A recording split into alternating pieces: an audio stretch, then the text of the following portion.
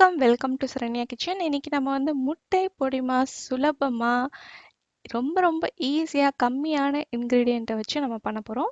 வாங்க. இப்போ வந்து பேனில் வந்து எண்ணெய் ஊற்றியாச்சு. பாருங்கள், கம்மியான எண்ணெய் தான். அது வந்து நம்ம கடுகு எதுவுமே சேர்க்க தேவையில்ல, டைரெக்டாக வந்து ஆனியன் போட்டுடலாம்.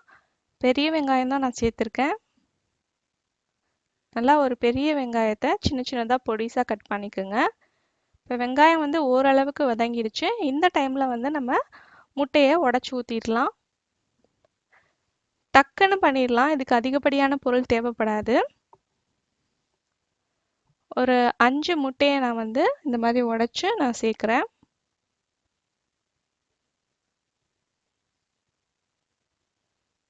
இதோட சுவையும் ரொம்ப அருமையாக இருக்கும். கண்டிப்பாக நீங்கள் ட்ரை பண்ணி பாருங்கள்.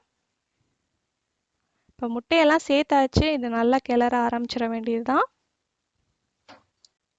1/4 டீஸ்பூன் அளவுக்கு மஞ்சள் தூள், கிருமி நாசினி, அதுக்கப்புறம் வந்து முட்டையோட கவுச்சியை வந்து கம்மி பண்ணும்.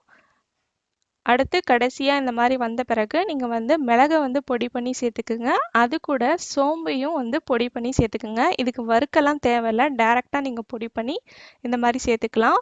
தேவையான அளவுக்கு உப்பும் தூவி விட்டுருங்க. அவ்வளோதான், அருமையான முட்டை பொடிமா சூப்பராக ரெடி ஆயிடுச்சு. இது நீங்கள் வெறுமனே சாப்பிட்டா கூட ரொம்ப அருமையாக இருக்கும்.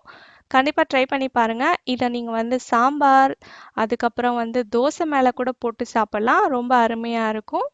முட்டை பொடி மாஸ் பிடிச்சிருந்துன்னா ஒரு தம்ஸ் அப் கொடுங்க. சரண்யா கிச்சனையும் சப்ஸ்கிரைப் பண்ணி வச்சுக்கோங்க.